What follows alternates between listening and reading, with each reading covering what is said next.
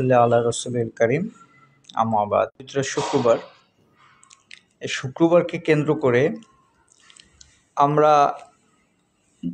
জুমার নামাজে যাই মসজিদে।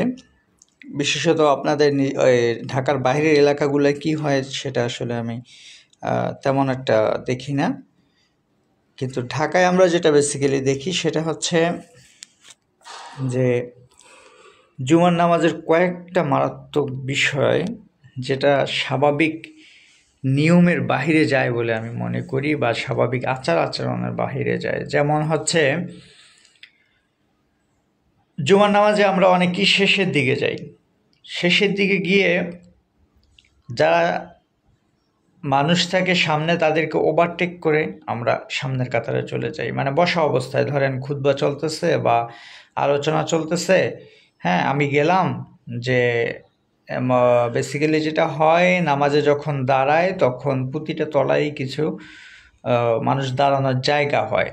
তো ওই জিনিসটাকে কেন্দ্র করে আমরা হচ্ছে শেষে এসেও মানুষকে ওভারটেক করে সামনে চলে যাই।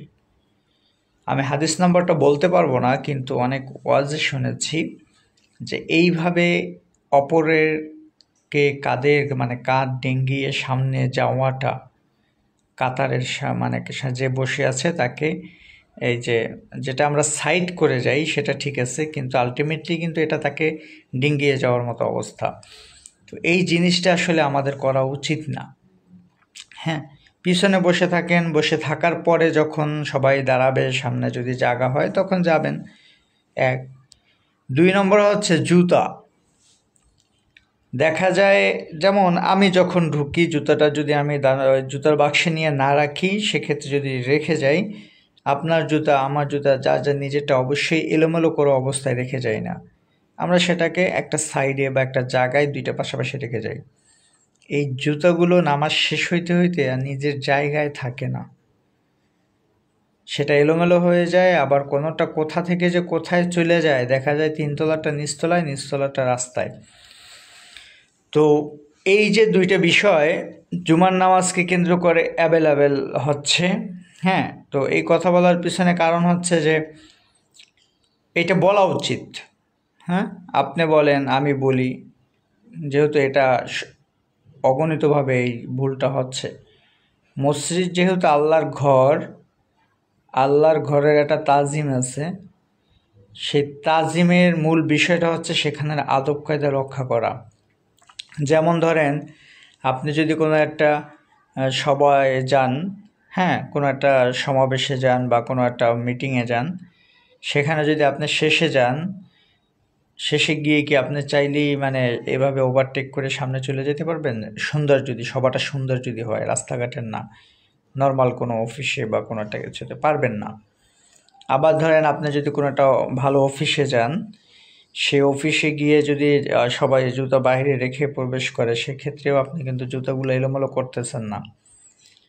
হ্যাঁ, কারণ ওইখানে আপনি কার্টিসি রক্ষা করতেছেন, কারণ আপনি ধরা খাইয়ে যাবেন যে আসলে কার জুতা বা কে কী করলো, হ্যাঁ এইসব। বা আপনি যদি এভাবে ওভারটেক করে যেতে চান, তখন মানুষ দেখে ফেলবে।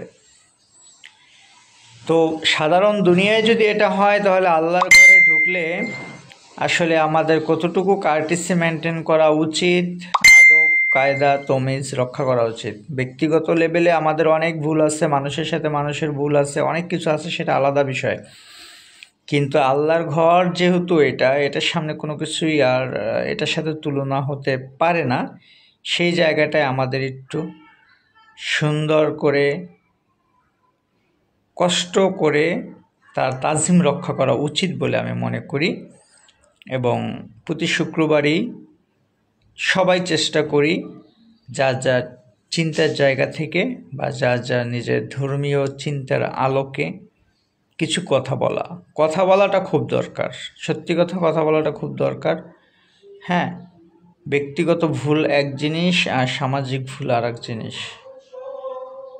ব্যক্তিগত ভুলগুলো যখন বেড়ে যায়, সামাজিক ভুলগুলো তখন আরও বেশি বাড়ে। সামাজিক ভুলগুলো যখন আরও অনেক বেশি বাড়ে, তখন আর শৃঙ্খলার উপায় থাকে না।